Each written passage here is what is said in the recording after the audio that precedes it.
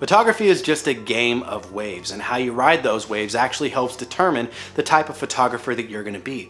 Whether it's the wave of what focal length goes best for what situation, whether it's the wave of how I should color grade, what camera system I should use, should I shoot digital or film, whether 35mm or even 120 format. There's a lot of waves when it comes to photography. And one of the waves I want to talk about is this whole kind of bubbling idea, whether it's in forums, whether it's from manufacturers themselves or people on YouTube. And it's this idea that 24 megapixels isn't enough for a working professional. Now, a lot of this has been brought up not only by marketing and consumerism, but also by people just being misinformed and a placebo effect of having a higher megapixel camera, making people think that these are images they're capturing that they would have never been able to capture with smaller resolution cameras.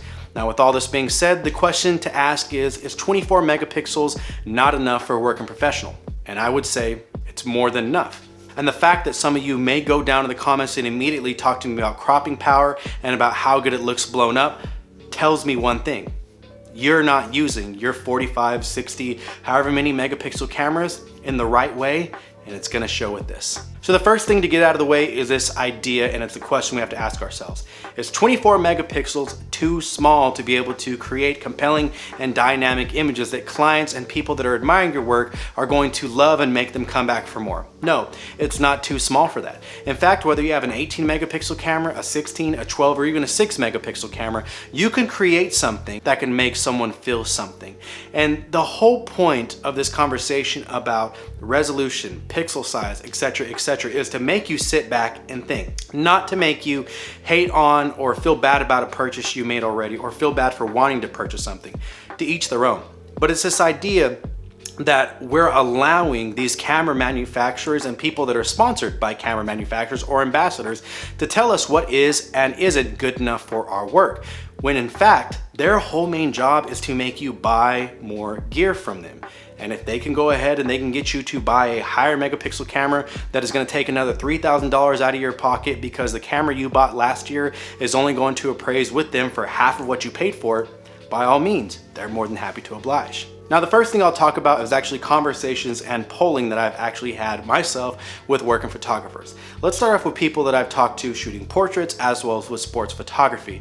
A lot of them right now aren't necessarily leaning towards themselves needing to get a higher megapixel camera. For the reason being this. Everything that I'm capturing in camera is a way that it's supposed to be captured. I don't need to crop, I don't need to change anything, and a lot of times whenever it comes to sports photography, we're working on wire and I just need to send this JPEG out anyway. I don't have time to edit, I don't have time to crop, I don't have time to mess with anything like dynamic range or how I'm sitting in my color balance. It has to be right at the time I'm taking it. What matters more than actually how many megapixels I have in the resolution of this camera is how I'm actually taking the image at the time of me pressing the shutter button. When it comes to portrait photography, it's the exact same way. Yeah, you could go for a 50 megapixel, 100 megapixel camera like a GFX camera, or something around 60 something megapixels like an A7R camera, or even something like 45 or 47 or however many megapixels like a Q, or even something like a Nikon Z7 II. You could definitely do that. But at the same time, if you're consistently having to crop, was that an issue you had with 24 megapixel cameras? Or are you allowing yourself to shoot wider and shoot sloppier of a composition because you know you can crop and post? And if that's the case, that's being lazy. That has nothing to do with the camera, the sensor size, megapixel count, or the manufacturer whatsoever.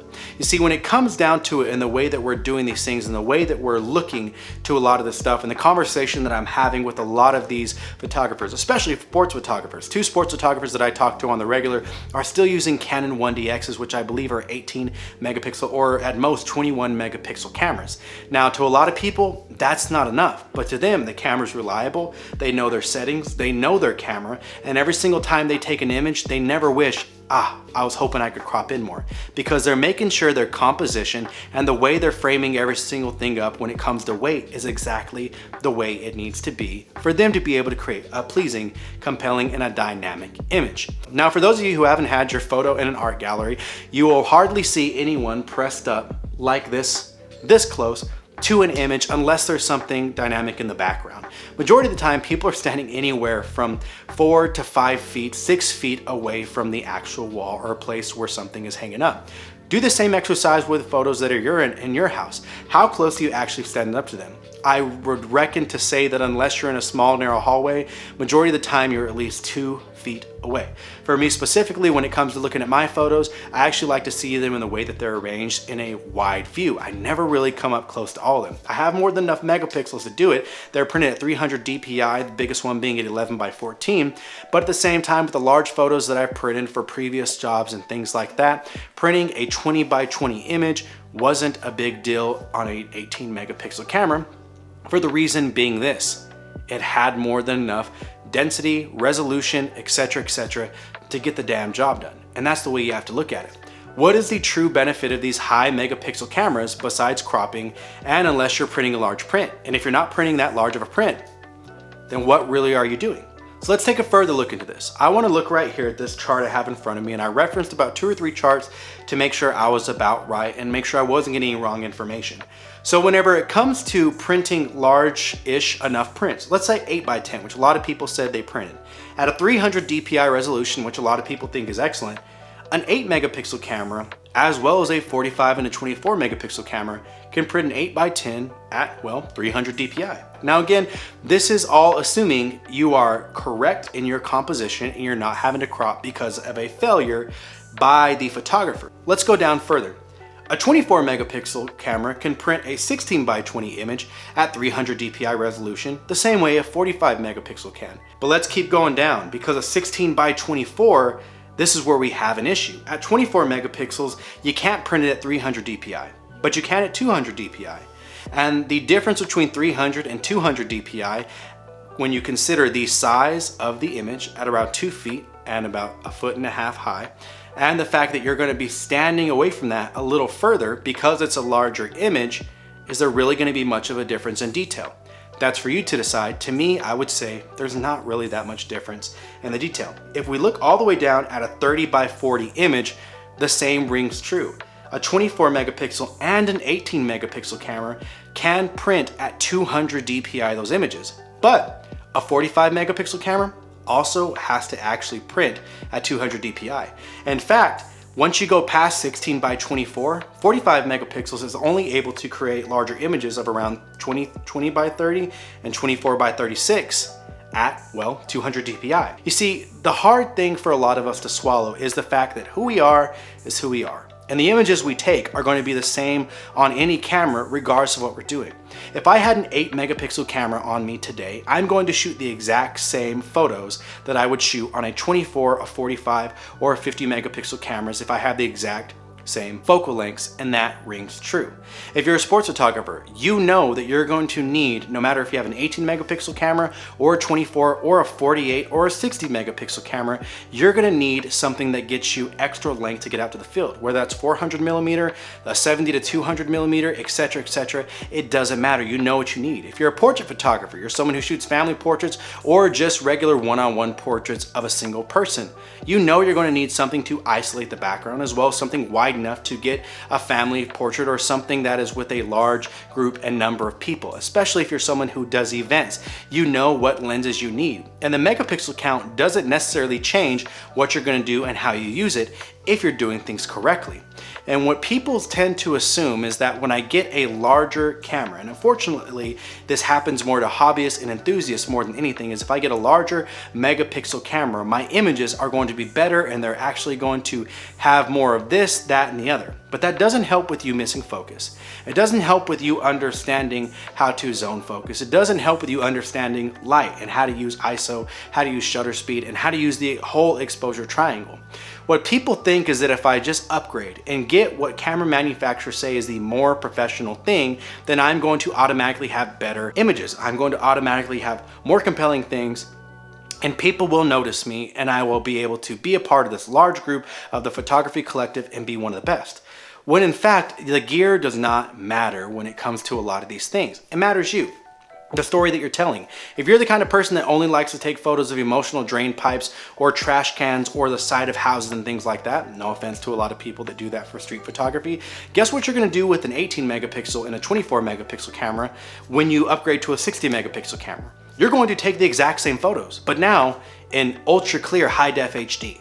The same thing goes with portrait photography. If you're shooting with a 24 megapixel camera, nothing is going to change in the way that you color grade, nothing is going to change in the way that you do your lighting scheme, and nothing is necessarily going to change in the way that you orient and make people stand and exactly what makes you when it comes to your photography just because you get a higher megapixel camera that's 50 or 100 megapixels. I've seen this myself from Fujifilm sending me the GFX system and me being able to use that amazing system myself. Nothing really changed from the way that I took photos. I've taken the exact same photos and the exact same sets because I get hired for them by people, whether I'm using my X100V to shoot portraits or using the 50R, GFX 50R with a 50mm 3.5. Nothing necessarily changes because the look that you have and what you're doing to put yourself out for people doesn't necessarily change. And the same goes with sports photography, with street documenting, every single thing like this. We assume that when we upgrade and we get something else, everything's gonna be better. But a lot of times, all it does is show more and a higher resolution of who we actually are. See, the issue with this whole thought behind is 24 megapixels not enough now and you have to upgrade to higher megapixels is it's not hitting professionals in the wallet, I dare to say.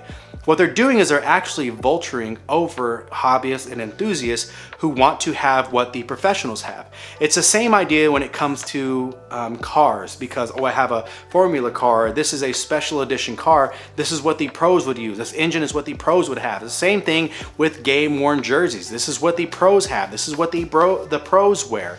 It's this idea that if I had the exact same thing as them, I'm getting higher quality and of course my experience is going to be better. When an honest to God truth is, me with this Dodgers jersey, whether it was screen print or this stitch right here, I'd have the exact same experience. I'm a fan and I root for them no matter what jersey I have. Me, someone who's had a Mercedes and now has a Honda Civic, I have to say, there are some things about the Mercedes that were nice and bells and whistles and some things that made me say this is a nice car, and of course it was a head turner and people wanted to talk to me because of my car, but it does the exact same thing that my damn Honda does. So what was the point with that? And the same goes so on and so on. You can still create a lot of fantastic images. In fact, there's a lot of people that are creating great images. My boy Figstop is creating great images on a Nikon F2 on 35mm film. And no one really is batting an eye saying, well, because you don't have a high resolution camera, you don't have a digital medium format camera, or you're not shooting 120 film, your images aren't great. That's not the way things go. But in our head, we hope and we assume that when I move to this new thing, not only is my work going to be better, but people will begin to acknowledge me and I'll look the part before I actually play the part. You see, if you want to be a better professional photographer, if you want to be a better photographer in general, the name of the game is putting in the work. It has nothing to do with what you have. So when it comes to this whole idea of 24 megapixels, it's not enough. There's no way because I need to print large prints. Well, that's a lie because a lot of you aren't printing large prints, and even more, you don't need a 50 megapixel, 45, 60 megapixel camera to actually print large prints. And even more, this whole idea and this conversation about, oh, you know what, well, I use it because I need to crop more. If you weren't cropping at 24 and 18 and 30 megapixels and you are at 45 and 60 and 50 megapixels, you're lazy. It has nothing to do with the camera being wrong or a smaller sensor not working right. You're a lazy photographer, and that's something you have to figure out with yourself. It doesn't mean you have more options. You're lazy. Now I understand there are a lot of people that like to take one image and the image is so good they can crop into it. For those of my GFX homeboys on the 100S and the 50R or the 50S2, you want to be able to crop into it to create a second image. That's all fine. That's all fine and dandy. But majority of the people that I talk to that do that happen to walk across an image where they want to crop in more to be able to create a second image because it brings continuity. It's not because they're lazy and it's not because they f***ed up the whole image. Is 24 megapixels now not enough to create amazing images and everyone needs to upgrade to 45 or higher megapixels? No, that's not true. But when it comes to the fact that camera manufacturers, their job is to sell you a camera, yeah, it is true. And they're gonna keep selling you the same bullshit over and over and over again just because they can and because you keep buying. So with that being said, hope you guys enjoyed it. Have a good one.